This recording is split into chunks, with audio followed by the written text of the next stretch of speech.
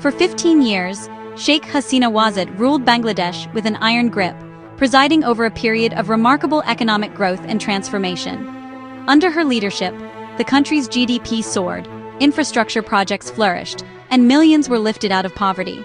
International observers often praised Bangladesh as a development success story, and Hasina herself was celebrated on the world stage for her vision and determination.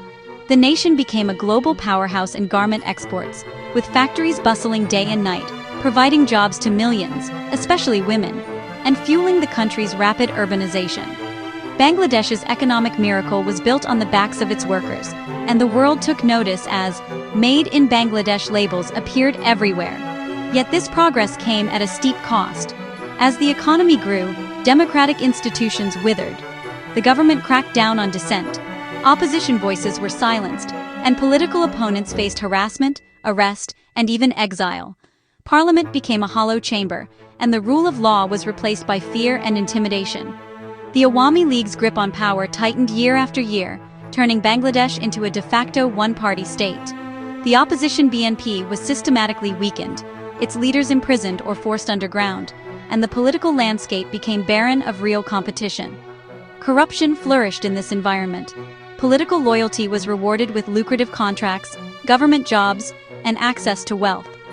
State institutions, once meant to serve the people, became tools for personal enrichment and patronage, deepening inequality and resentment. Security forces enforced the regime's will with ruthless efficiency, carrying out forced disappearances, extrajudicial killings, and torture. Families lived in fear, never knowing if a loved one would return home, as the machinery of repression ground on relentlessly. Meanwhile, the media was silenced.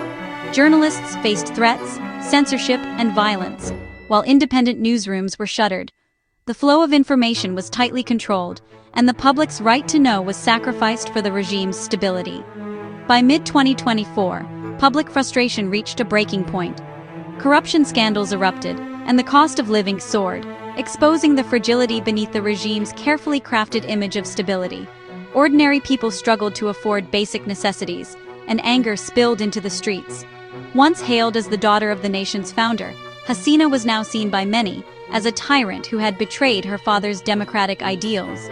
The legacy of Sheikh Mujibur Rahman was invoked not in her defense, but as a rebuke to her rule.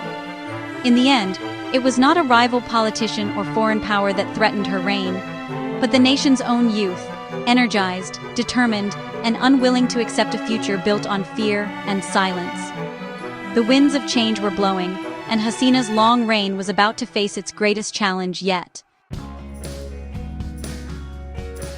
The revolution's spark was a bureaucratic issue, but its impact would ripple far beyond the walls of government offices.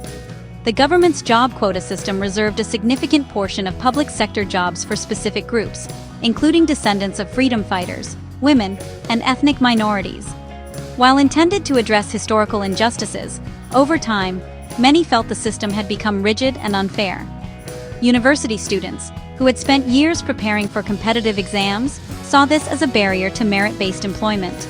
Many believed the quotas were being exploited by Awami League allies to secure jobs for the well-connected, leaving talented graduates sidelined. When a court ruling reinstated the quotas in early 2024, student anger erupted nationwide. The sense of injustice was palpable, and campuses across Bangladesh became hotbeds of protest. Organized under banners like the anti-discriminatory student movement, students demanded a system where jobs would be awarded based on merit, not political connections or family background. Their message was clear: opportunity should be earned, not inherited.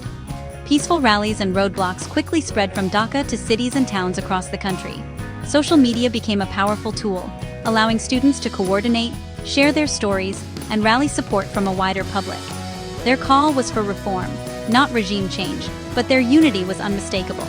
The government's dismissive response only fueled the movement further. What began as a protest over jobs was rapidly transforming into a broader fight against systemic injustice and entrenched privilege. The students' cause resonated deeply with a generation disillusioned by corruption, nepotism, and a lack of transparency in public life. Their frustration was not just about jobs, but about the future of their country. What began as a plea for fairness was about to ignite a nationwide struggle for democracy, as students and young people demanded a new vision for Bangladesh. one built on justice, equality, and hope. The student movement quickly grew into a national uprising, as the energy and determination of young people inspired hope across the country.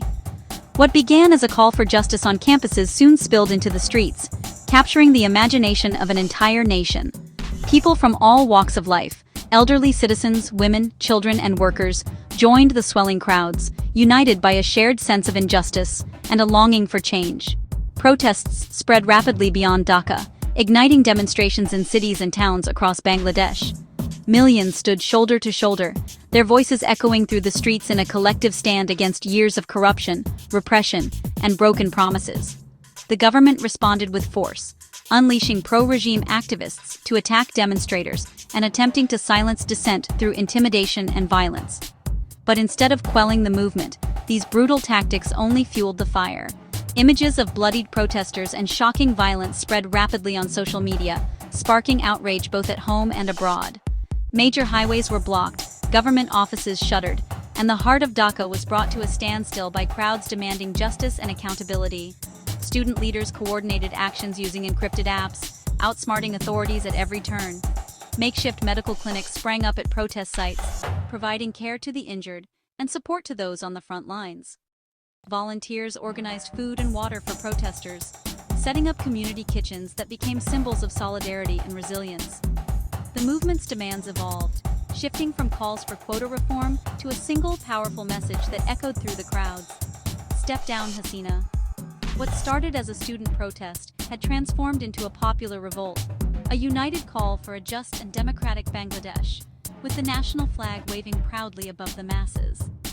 The regime's legitimacy crumbled as millions risked their safety, braving tear gas and batons, determined to fight for the nation's future and their own dignity. The stage was set for a decisive confrontation as the world watched Bangladesh stand on the brink of historic change. In July 2024, the Hasina regime unleashed its full force to crush the uprising. Police, paramilitaries, and party cadres attacked protesters with live ammunition, tear gas, and rubber bullets. Snipers targeted crowds, helicopters dropped tear gas, and an internet blackout tried to hide the violence. Hospitals overflowed with the wounded, but the protesters refused to retreat. Makeshift barricades and medical teams sprang up as the people stood their ground. The crackdown only fueled the revolution, turning martyrs into heroes. The UN later estimated over 1,400 killed, with thousands more injured or disappeared. The regime's brutality destroyed any remaining legitimacy. The massacre was a desperate last stand that sealed Hasina's fate. The bloodshed did not end the revolution, it intensified it. The final showdown was imminent. On August 5, 2024, the regime's grip finally broke. Police units refused orders to fire on protesters, signaling the collapse of Hasina's control. With security forces standing down, demonstrators took over key parts of Dhaka. The army stayed neutral, refusing to save the regime. Stripped of power, Hasina fled the country with her family, escaping to India. News of her departure sparked nationwide celebrations. After years of struggle, the people had won. But her exit left a dangerous power vacuum. The state's leadership vanished overnight. Protesters had no plan for governance, and chaos loomed. Amid the uncertainty, a consensus formed around Nobel laureate Muhammad Yunus as interim leader. Students and civil society called on Yunus to guide the nation through transition. He accepted, stepping into the void at a critical moment. Bangladesh stood on the brink of a new era.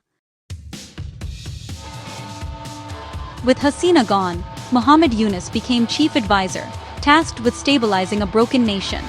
The challenges were immense. The economy teetered on collapse, and state institutions were riddled with regime loyalists. Yunus appointed a technocratic cabinet to reform key sectors and prepare for free elections.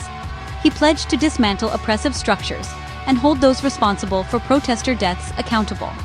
Elections were promised by February 2026, but first, the system had to be cleaned up to prevent another autocracy. The economic crisis was urgent. Ahsan Mansour, a respected economist, was named central bank governor. He found the banking sector gutted by corruption, with multiple banks on the verge of collapse. The central bank injected billions to prevent financial disaster. The Nobel laureate now faced the daunting task of rebuilding a nation ravaged by kleptocracy. After Hasina's fall, the scale of looting became clear. Over $230 billion was siphoned out of Bangladesh during her rule. Sophisticated money laundering schemes, from over-invoicing imports to under-invoicing exports, moved billions abroad annually.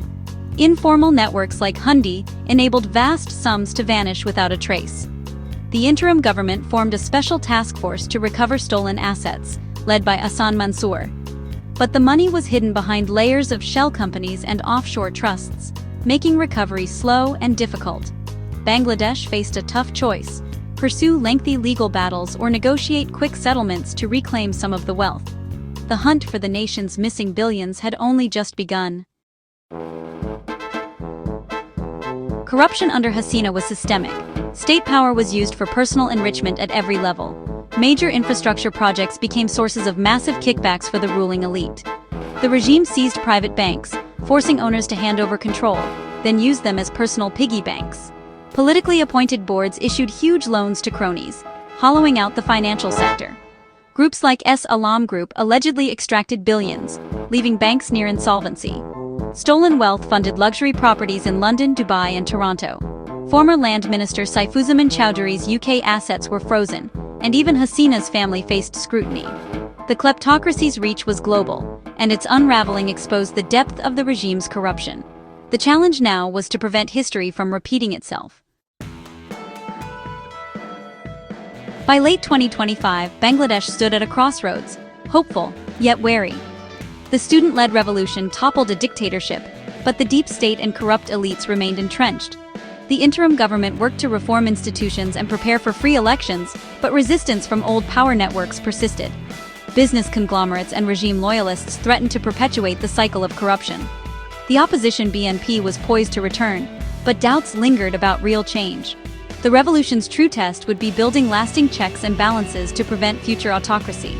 The spirit of the youth remained Bangladesh's greatest asset, their vigilance crucial for accountability. The nation faced a fragile dawn, tasked with building a true democracy from the ruins of kleptocracy.